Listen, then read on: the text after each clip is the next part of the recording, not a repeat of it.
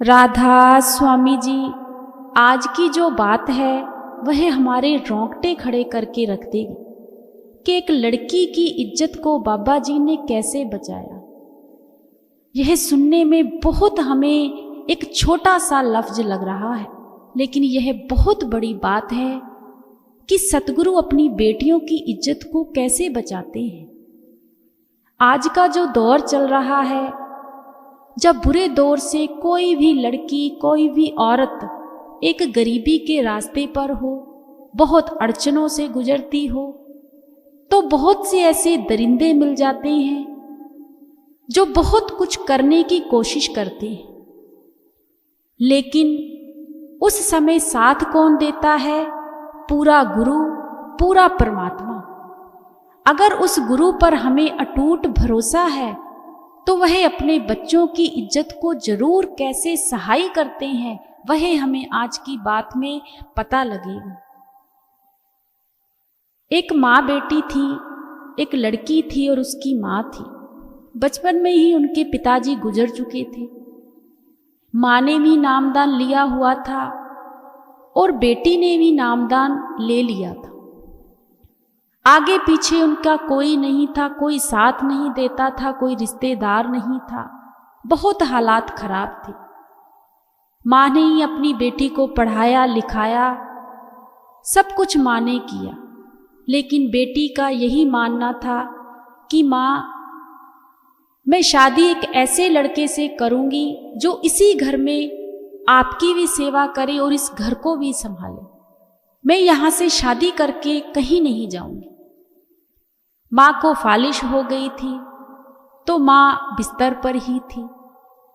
अब घर को भी चलाना था, तो जो बेटी थी वह एक हॉस्पिटल में नर्स की जॉब करती थी।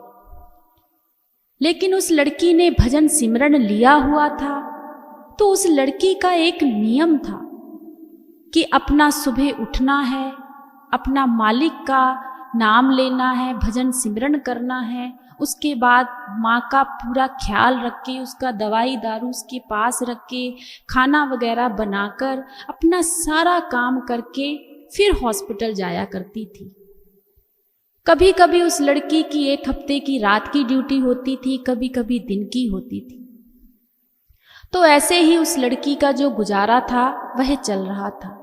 लड़की देखने में बहुत ही सुंदर और सुशील थी, लेकिन मालिक पर उस लड़की को बहुत भरोसा था। जब भी वह हॉस्पिटल जाती थी तो बहुत से लोगों की उस लड़की के ऊपर निगाह रहती थी कि ये लड़की बहुत सुंदर है, और बहुत ही बुरी आंखों से उस लड़की की तरफ देखते थे। लेकिन लड़की कभी भी किसी की तरफ कोई ख्याल नहीं करती थी, क्योंकि उसे सिर्फ और सिर्फ अपने काम से काम था। किसी से कोई मतलब नहीं था, कोई किसी से बात ज़्यादा नहीं करती थी। जब भी फ्री होती थी तो अपने मालिक का नाम ही ध्याती थी। लेकिन उस हॉस्पिटल में एक ऐसा लड़का भी था जो उस लड़की पर बहुत बुरी नज़र रखता था।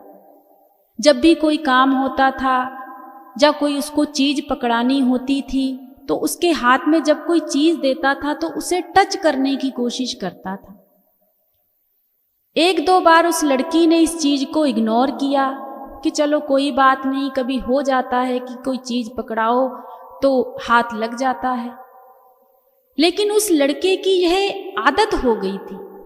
जब भी वह लड़की निकलती थी, तो जब वह पास से निकलता था तो कुछ गलत लफ्ज बोलकर जाता था, गलत तरीके से बोलता था। जब भी उसके पास आता था तो उसे बहुत ज़्यादा गलत लफ्ज बोलता था। अब लड़की को इस चीज़ का पक्का भरोसा हो गया कि इस लड़के की जो आँख है वह भी ठीक नहीं है और यह बहुत ही बुरा लड़का है। एक दिन उस लड़की ने उस लड़के से कहा कि देखो, मेरा तुम्हारे से कोई मतलब नहीं है। तुम भी यहाँ पर जॉब करती हो, मैं भी जॉब करती हूँ, तो मेरी तरफ ऐसे मत देखा करो, ना ही मुझे टच करने की कोशिश किया करो। तो लड़के ने आगे से बहुत उल्टा सीधा उस लड़की से बात की। जब उल्टी सीधी बात की तो उस लड़की ने अपने बड़े डॉक्टर को शिकायत की वहाँ जाकर कि ऐसे ऐसे सर मुझे ये लड़का बहुत ज़्यादा परेशान करता है और यह मुझे टच करने की भी कोशिश करता है। तो डॉक्टर ने उस लड़के से बात की तो वह जो लड़का था वह कहने लगा कि ऐसे कैसे हो सकता है सर, जब कोई चीज़ पकड़ानी होती है तो कोई हाथ टच हो जाता है, इसमें मेरी कोई गलत, वैसे मैं ऐसा कुछ नहीं करता हूँ, ना ही मैं इसे कुछ कहता हूँ। तो कैसे कर कराकर जो भी था वह हो गया। अब वह लड़की कहने लगी कि मुझसे कभी बात मत करना। अब 2-4 दिन निकले। अब क्या हुआ कि उस लड़की की नाइट ड्यूटी लग गई, उस लड़के की भी नाइट ड्यूटी लग गई। जब नाइट ड्यूटी लग गई तो उस लड़के ने उस लड़की को टच करने की कोशिश की। जब टच करने की कोशिश की तो उस लड़की को बहुत गुस्सा आया और उस लड़की ने उस लड़के को बहुत तेजी से थप्पड़ मार दिया। थप्पड़ मार के उस लड़के को धक्का भी दिया और वह लड़का पीछे गिर गया। जब पीछे गिर गया तो उस लड़के को बहुत क्रोध आया। वहाँ पर जो और भी स्टाफ था वह भी आ गए। जब और स्टाफ आए तो सारे कहने लगे क्या हुआ है, क्या हुआ है। तो वह लड़की कहने लगी कि इसने आज बहुत गंदी हरकत की है, इसने मुझे टच करने की कोशिश की है तो मैंने इसे थप्पड़ लगा दिया है। अब वहाँ पर जब सुबह हुई तो बड़े डॉक्टर के पास शिकायत गई तो डॉक्टर ने कैसे करके उस लड़के को वहाँ से निकाल दिया कि तुम इस हॉस्पिटल में काम ही नहीं करोगे। लड़की बहुत खुश हुई कि शुक्र है मालिक का, यह लड़का निकल गया। लेकिन लड़के की भी बहुत जान पहचान थी तो लड़का कैसे कर कराकर 10-12 दिन में ही अपनी माफ़ी मांगकर, और भी जो उसके रिश्तेदार थे, कोई उसका कोई बड़ा होगा तो उसने कैसे कर कराकर दोबारा से फिर हॉस्पिटल में आ गया। जब दोबारा से हॉस्पिटल में आया तो लड़की को बहुत गुस्सा आया तो लड़की डॉक्टर के पास गई तो कहने लगी सर ऐसा है कि या तो फिर आप मुझे ही जॉब से निकाल दो अगर आपको इसे रखना है। तो डॉक्टर कहने लगे कि देखो बेटा कोई बात नहीं, गलतियां सबसे हो जाती हैं, उसने माफ़ी मांग ली है, आगे से ऐसी हरकत नहीं करेगा। अगर अब ऐसी कोई हरकत करेगा तो फिर हम देख लेंगे। अब उस लड़के के मन में यह भावना लेकर आया था कि किसी तरीके से मुझे इस लड़की से बदला लेना है, लेकिन बदला मैं हॉस्पिटल में नहीं लूंगा, ना ही हॉस्पिटल में इसे मैं कुछ कहूंगा। अब जो भी करूंगा मैं बाहर करूंगा, लेकिन इस लड़की को मैं मजा देकर रहूंगा और इस लड़की का जो मैं हाल करूंगा वह दुनिया देखकर हैरान हो जाएगी। इसे नहीं छोड़ूंगा, इसने जो मुझे थप्पड़ मार रहा है ना उसका बदला मैं जरूर लूंगा। अब वह हॉस्पिटल में तो लड़का आता था लेकिन उस लड़की से कोई बात नहीं करता था, ना ही उसकी तरफ देखता था। लेकिन लड़की सोचने लगी चलो सब कुछ ठीक हो गया है, अब सब कुछ चलो सही है। लेकिन लड़के के मन में क्या चल रहा था यह किसी को भी पता नहीं था।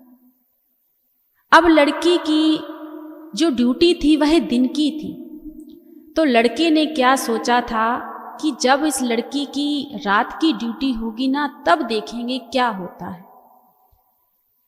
अब जब सारा कुछ हो गया तो लड़की की दिन की ड्यूटी हो गई। जब रात की ड्यूटी नहीं थी उस लड़की की तो उस लड़के ने क्या किया, एक दिन सोचा कि क्यों ना माँ बेटी रहती हैं घर में और तो इनके कोई है नहीं, अब जो कुछ भी होगा इसी के घर जाकर होगा। उस लड़के ने अपने साथ एक दोस्त को भी तैयार कर लिया कि दोनों मिलकर चलते हैं तो कुछ ऐसा करेंगे कि बस दुनिया देखती रह जाएगी। लेकिन वह दोस्त कहने लगा कि भाई देख ये तेरा मामला है, मेरे परिवार वाले तो मुझे छोड़ेंगे नहीं, ना ही मैं इन कामों में पड़ता हूँ, तुझे जो करना है कर, मैं इस काम में नहीं पड़ूंगा। वो इतनी अच्छी लड़की है, संस्कारी लड़की है, तो किस चक्कर में पड़ गया है। माँ बेटी रहती हैं, आगे पीछे उनका कोई है नहीं, वह तो वैसे ही दुखों और तकलीफों से घिरी हुई है, ना वो किसी को बुरा कहती है ना किसी को अच्छा कहती है, तू क्यों उसके पीछे पड़ा है। तो वह लड़का कहने लगा कि देख भाई तुझे कुछ करना है कि नहीं करना, अब उस लड़की का जो मैं हाल करूँगा ना उसके बदले चाहे मैं कहीं जेल भी चला जाऊँ मुझे कोई फर्क नहीं पड़ता। अब उस लड़के ने क्या किया, जब लड़की की दिन की ड्यूटी थी, रात में उस लड़की ने घर रहना था, तो उस लड़के ने क्या किया, वह लड़का रात को जब 11-12 बजे तो लड़का उनके घर आया। घर के बाहर क्या देखता है, एक सरदार जी बैठे हुए हैं डंडा हाथ में लिए हुए और बड़े बन थन कर बैठे हुए हैं। अब वह लड़का देखता रहा, वह सोचने लगा कि सब लोग तो कह रहे थे कि ये माँ बेटी रहते हैं, अब यह सरदार जी कौन है, ये क्या कर रहे हैं इनके घर के आगे बैठकर। अब वह लड़का 2 से 2:30 बज चुके, लेकिन वहां से सरदार जी हिलने का नाम ही ना ले। अब सुबह के 3 भी बज गए, लेकिन वो सरदार जी हिलने का नाम ही ना ले। अब वह लड़का सोचने लगा कि अब तो सभी जागने वाले हैं, इससे पहले कि मेरी शामत आ जाए यहाँ से निकल लो, ये सरदार जी नहीं हिलेंगे।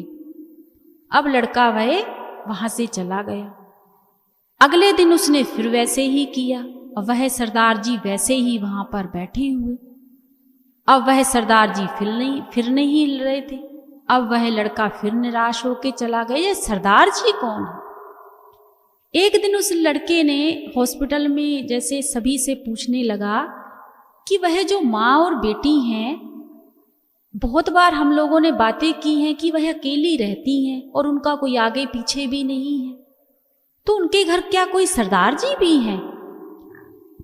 तो वह जो लोग थे वह कहने लगे कि ऐसा तो नहीं है, सरदार जी की तो आज तक उस लड़की ने कोई बात ही नहीं की, सरदार जी उनके घर कहाँ से आएंगे। तो वह लड़का कहने लगा क्या पता कोई सिक्योरिटी गार्ड रख लिया हो उन्होंने। तो वह जो लोग थे, जो स्टाफ वाले थे, वह कहने लगे मेरे भाई वह सिक्योरिटी गार्ड कहाँ से रख लेगी, खाने के तो उनके घर लाले पड़े हुए हैं, काम करके तो वह अपना गुजारा कर रही है, सिक्योरिटी गार्ड के लिए उनके पास इतना पैसा है जो उनकी कोई दरवाजे के आगे बैठ के रखवाली करेगा। अब वह लड़का बड़ा हैरान हो गया कि फिर वो सरदार जी हैं कौन। अब वह लड़का कहने लगा किसी न किसी तरीके से मुझे यह हल तो निकालना पड़ेगा, और उस लड़की का जो मुझे हाल करना है वह भी करके रहूंगा, मुझसे बर्दाश्त नहीं हो रहा, वह थप्पड़ नहीं भूला जा रहा। जब वह लड़का तीसरे दिन गया, उस दिन शायद 10:30 और 11 का टाइम ही होगा, जब लड़का गया तो क्या देखता है कि वहां दरवाजे के आगे कोई बैठा ही नहीं था। लड़का बड़ा खुश हुआ कि चलो वो सरदार जी तो इस बार दरवाजे के आगे है नहीं, अब मेरा जो काम था वह पूरा हो जाएगा। लेकिन सोच में पड़ गया, कहने लगा कि दीवारें तो बहुत ऊंची ऊंची हैं, इसके अंदर तो चला जाऊंगा लेकिन बाहर कैसे आऊंगा। लेकिन वह लड़का सोचने लगा कि कोई बात नहीं, जो होना है वह हो जाएगा, है तो माँ बेटी ही, सब कुछ मैं कर लूंगा, किसी तरीके से मैं अंदर चला जाऊं। अब उस लड़के ने पता नहीं किस तरीके से क्या कुछ रखकर, नीचे कौन कौन सा सामान रखकर, कोई पेड़ पर चढ़कर, पता नहीं क्या करके क्या नहीं करके, वहां पर आसपास में पेड़ भी काफी थे, तो उस लड़के ने क्या किया, कोई चीज का सहारा लेकर उनके घर पर कूद गया। जब घर पर कूदा तो क्या देखता है, जब छलांग ही मारी कि वह तो सरदार जी बिल्कुल दरवाजे के आगे बैठे हुए हैं, जहां पर वह लड़की और उनकी मां सोए हुए थे वहीं पर आगे बैठे हुए हैं। जब उस सरदार को देखा तो वह लड़का जो था वह हक्का बक्का रह गया। वह सोचने लगा यह तो बाहर बैठे होते थे, आज अंदर बैठ गए, अब मैं करूं तो करूं क्या। अब चारों तरफ देखने लगा, कोई सहारा नहीं मिल रहा था बाहर जाने का, कुछ भी समझ नहीं आ रहा था क्योंकि दीवारें बहुत ऊंची थी। बाहर से तो किसी तरीके से वह अंदर आ गया, लेकिन अंदर से बाहर जाना बड़ा मुश्किल था। अब दरवाजे को देखा तो दरवाजे को अंदर से ताला लगा हुआ था, दरवाजा भी नहीं खुल सकता था, अगर खोलता तो खड़खड़ाहट आती, आवाज आती। अब उस लड़के के जो होश थे वह उड़ गए। अब उसने कहा कि आज तो मैं नहीं बचता, ये सरदार जी मुझे नहीं छोड़ेगा, इससे पहले कोई जगह देखकर वहां पर छुप जाओ। इधर उधर देखने लगा, कुछ समझ में ना आए तो क्या देखता है कि बाथरूम बने हुए हैं। अब उस लड़के ने सोचा अगर बाथरूम के अंदर घुस गया तो अगर बाथरूम में कोई आया तब भी मेरा कुछ नहीं बचना। अब इधर उधर देखा कि बाथरूम के पीछे थोड़ी सी जगह थी खाली। अब वह लड़का वहां पर छुप गया। उसके मन में यह था कि किसी तरीके से सुबह यह दरवाजा खुलेगा तो मैं पीछे के पीछे से ही निकल जाऊंगा। अब वह जो लड़की थी, सुबह के जब 3-3:30 बजे का टाइम हुआ, उस लड़की जब उठी तो उस लड़के ने देखा कि लड़की तो उठ गई है, लेकिन उसको हाथ लगाने की हिम्मत ही ना पड़े, क्योंकि वह सरदार जी तो वहीं बैठे हुए थे डंडा लेकर, और सरदार जी का इतना रोब था। अब उस लड़की ने क्या किया, बाथरूम में गई, अपना स्नान पानी किया, और लड़की का जो नियम था वह आकर भजन सिमरन पर बैठ गई। जब भजन सिमरन पर बैठ गई, लड़का यह भी देखता रहा, यह तो पता नहीं क्या कर रही है क्या नहीं कर रही। अपनी माँ को देखा, अब दरवाजा तब भी नहीं खुला। लड़का सोच में पड़ गया कि दरवाजा तो अभी भी नहीं खुला, अब मैं बाहर निकलूं तो निकलूं कैसे? ना तो ये सरदार जी हिल रहे हैं, ना ही ये लड़की दरवाजा खोल रही है। अब तो मेरी शामत आई तो आई, अब मैं करूं तो करूं क्या? अब सुबह के 6 बज गए। जब 6 बज गए तो उस लड़की ने चाय पानी बनाया, अपनी माँ की सेवा की, देख रेख की, सब कुछ करके उस लड़की ने झाड़ू पकड़ लिया। जब झाड़ू लगाने लगी, अपनी साफ सफाई करने लगी, सारे बाथरूम साफ किए, आंगन में झाड़ू लगाया, सब कुछ किया। जब लड़की बाथरूम के पीछे गई कि क्या देखती है, वहां पर वह लड़का छुपा हुआ है। जब उसको देखा तो एक बार तो उस लड़की के भी होश उड़ गए कि तुम यहां पर क्या कर रहे हो।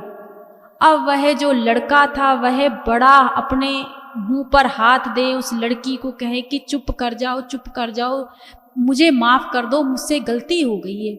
अब वह लड़की ने पहले तो जो झाड़ू पकड़ा था उससे उसको खूब मारा, खूब पिटाई लगाई उसकी। जो उसके हाथ में आया, अंदर से माँ थी, वह आवाजें लगाने लगी, बेटा क्या हो गया है, क्या हो गया है। माँ को बताया उस लड़की के, पता नहीं हमारे घर ऐसे ऐसे कोई लड़का अंदर आ गया है।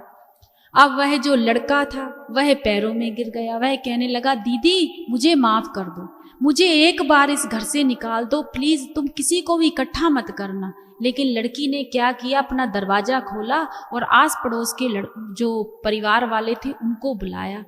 जब परिवार वालों को बुलाया, उनमें से जो कुछ लोग थे वह बहुत गलत बातें करने लगे कि देखो लड़की को जो सच था वह सामने आ गया है, यह इसका किसी के साथ अफेयर चलता होगा, रात को यह दोनों लोग इकट्ठे रहे हैं, सब कुछ इन्होंने कर लिया है, अब सुबह हो गई है तो अब बाहर निकलना है, तो लड़की का देखो क्या तमाशा कर रही है। तो लोगों ने बहुत गलत बातें करने लगे। लेकिन कुछ परिवार वाले ऐसे भी थे, वे कहने लगे कि तुम पहले लड़की की बात तो सुन लो, ऐसे कैसे आप लोग किसी पर इल्जाम लगा सकते हो? क्या किसी के घर में कोई चोर उचक्का नहीं घुस सकता? क्या कोई गलत लोग नहीं घुस सकते? अगर आप लोगों के घर में कोई चोर उचक्का आ जाए तो क्या आप उसे गलत कहोगे? तो जो भी परिवार वाले थे आपस में एक दूसरे से अपना जो भी था मनमुटाव वह करने लगे।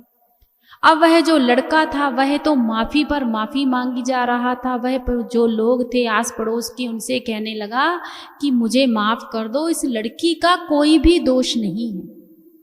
उस लड़के ने पूरी बात बताई कि ऐसे ऐसे हॉस्पिटल में इसकी और मेरी लड़ाई हो गई थी, इसने मुझे थप्पड़ मारा था तो मैं इससे बदला लेने के लिए आया था, लेकिन बदला तो मैं ले ही नहीं पाया। अब वह लड़की कहने लगी, पहले तो तुम मुझे ये बताओ तुम घर में कैसे आए, इतनी तो ऊंची ऊंची मतलब दीवारें हैं। तो उसने बताया कि मैं किसी तरीके से अंदर तो आ गया, लेकिन देखो जिस लड़के ने इस लड़की की गलत निगाहों से देखता था वह उसको दीदी दीदी कहकर बातें कर रहा है। वह कहने लगा कि दीदी मैं अंदर तो आ गया, मैं पहले 2 दिन पहले भी आया था तो आपके घर के बाहर कोई सरदार जी बैठे हुए थे, और जब मैं अंदर आया तो वह अंदर भी बैठे हुए थे। जब उनको मैंने अंदर देखा तो मैं कुछ कर ही नहीं पाया। तो वह लड़की कहने लगी, सरदार जी क्या कर रहे थे? तो उस लड़के ने पूरी बात बताई कि वे सरदार जी थे, उन्होंने वाइट कपड़े पहने हुए थे और क्रीम से रंग की उन्होंने पगड़ी बांधी हुई थी और बहुत ही देखने में अच्छे लग रहे थे, लेकिन बुजुर्ग थे और हाथ में उन्होंने डंडा पकड़ा हुआ था। और बस 2 दिन वह दरवाजे के बाहर बैठे रहे। जब मैंने ये दीवार को अंदर आया तो क्या देखता हूँ, वह आपके घर के दरवाजे के आगे बैठे हुए हैं। तो इस चीज को देखकर मैं घबरा गया और मैं दुख गया। लेकिन वह लड़की कहने लगी कि तुम अंदर आए तो आए क्यों? तो वह लड़का कहने लगा कि आज मेरे मन में जो भी था वह मैं सब कुछ करके जाना था और आपको किसी भी चीज के लिए मैंने छोड़ना नहीं था। तो वह जब लड़की ने सारी बातें उस लड़के के मुंह से सुनी तो वह लड़की तो एक पल में समझ गई कि वह कोई और नहीं थे, मेरे गुरु मेरी रखवाली कर रहे थे, मेरी रक्षा कर रहे थे। लेकिन वह जो लड़का था वह कहने लगा कि मुझे एक बार माफ कर दो। लेकिन आस पड़ोस के जो लोग थे वह कहने लगे कि नहीं, आज इसे माफी नहीं मिलेगी, आज तो इसे जेल ही भेजना पड़ेगा। ऐसे तो बहुत से इस दुनिया में लोग हैं जो लड़कियों के साथ ऐसे ही काम करते हैं, उन पर गलत इल्ज़ाम लगाते हैं और उनको गलत हरकतें करते हैं और ऐसे ही लड़कियों को बदनाम करते हैं। लेकिन वह लड़का उस माँ की पैरों में भी जाकर गिर गया, कहने लगा मुझे माँ एक बार माफ़ कर दो, मेरा भी परिवार है, मेरा भी सारा कुछ है, बस मैं माफ़ी मांगता हूँ। अगर आपको अपने गुरु पर भरोसा है, उस गुरु के लिए जो गुरु आपकी रक्षा कर रहा था, उस गुरु के लिए आज मुझे माफ़ कर दो। मैं माफ़ी मांगता हूँ आपसे कि आगे से कभी ऐसा कोई काम नहीं करूँगा। लेकिन जो आस पड़ोस के लोग थे उन्होंने बहुत बातें, कुछ लोगों ने गलत भी बनाई, कुछ लोग कहने लगे कि नहीं हम पुलिस को फ़ोन कर रहे हैं। लेकिन वह लड़की कहने लगी कि नहीं, ऐसा कुछ नहीं होगा, इस लड़के को हम माफ़ कर देते हैं, इस लड़के को जाने दो। वह लड़का कहने लगा कि दीदी मैं सच में आज मुझे नहीं पता था कि वह कौन है कौन नहीं, लेकिन यह आप बता रही हो कि वह कोई और नहीं, मेरा गुरु है, उसने आपकी जान बचाई है, तो मैं उस गुरु के लिए मैं आपसे माफ़ी मांगता हूँ। आज के बाद हॉस्पिटल में मैं क्या, अगर आपके ऊपर कोई भी गलत निगाह रखेगा तो उसकी जिम्मेदारी मैं लूँगा। आज के बाद मैंने आज से आपको अपनी बहन समझ लिया है, मैं हमेशा आपको अपनी बहन मानूंगा, कभी भी ना तो कभी किसी को गलत हरकत करने दूंगा और ना ही कभी किसी से गलत हरकत करूंगा। जब यह बातें उस लड़की को कही तो उस लड़की की आंखों में भी आंसू आ गए। वह कहने लगी कि मैंने आज सिर्फ और सिर्फ तुम्हें अपने गुरु के लिए माफ़ कर दिया है। सारा कुछ ठीक हो गया, वह लड़का भी वहाँ से चला गया। लेकिन आस पड़ोस के लोगों ने बहुत बातें बनाई तो वह लड़की कहने लगी आप लोगों को जो सोचना है सोचो, मुझे इससे कोई फर्क नहीं पड़ता, आपको जो कहना है कहो, मैं सच्ची हूँ, मेरी माँ सच्ची है, मेरा गुरु सच्चा है, मुझे अपने गुरु पर भरोसा है। ना तो आज से पहले मेरे साथ में कोई था, ना ही आज मेरे साथ कोई है और ना ही आने वाले टाइम में मेरे साथ कोई है तो सिर्फ और सिर्फ मेरा गुरु। अगर आज मेरा गुरु मेरी रक्षा कर सकता है ना, तो आने वाले समय में भी वह मेरी रक्षा जरूर करेगा, जरूर करेगा। तो इस बात से हमें बहुत फर्क पड़ता है। हम कह देते हैं बड़े आसानी से कि गुरु कहाँ पर है, लेकिन अगर हमें भरोसा हो, अटूट विश्वास हो अपने सतगुरु पर, तो वह जरूर आते हैं, वह अपने बच्चों की रक्षा जरूर करते हैं, जरूर करते हैं।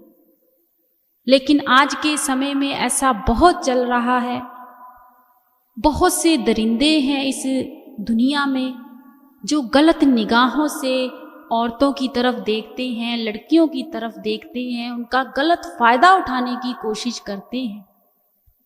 लेकिन जब हम पूरे गुरु के साथ जुड़े होते हैं, पूरे गुरु का हमें पूरा भरोसा होता है, तो वह गुरु अपने बच्चों की कैसे सहायता करते हैं वह तो आज हमें इस साखी से, इस बात से पता चल ही गया है। तो हमें कभी भी अकेले नहीं समझना चाहिए। जब भी हम कहीं जाते हैं, अगर हम अपने गुरु को मानते हैं, अपने सतगुरु को मानते हैं, तो चाहे हम लड़की हैं, चाहे हम औरत हैं, कहीं भी हम बेनिडर होकर जा सकते हैं। क्योंकि हमें हमेशा यह एहसास को अपने साथ रखना चाहिए कि मेरा गुरु अंग संग मेरे साथ चल रहा है। और एक बात और, वह जो सरदार जी थे वह एंड टाइम तक उस लड़के को दिखते रहे, लेकिन जो आस पड़ोस के लोग थे वह कहने लगे कौन से सरदार जी हैं, कहाँ का सरदार जी, हमें तो कोई दिखाई नहीं दे रहा। और वह लड़का एंड टाइम तक कहता रहा अभी भी सरदार जी वहीं बैठे हुए हैं। जब लड़का उनके घर से बाहर निकला था तब भी सरदार जी उनके गेट के आगे ही बैठे हुए थे।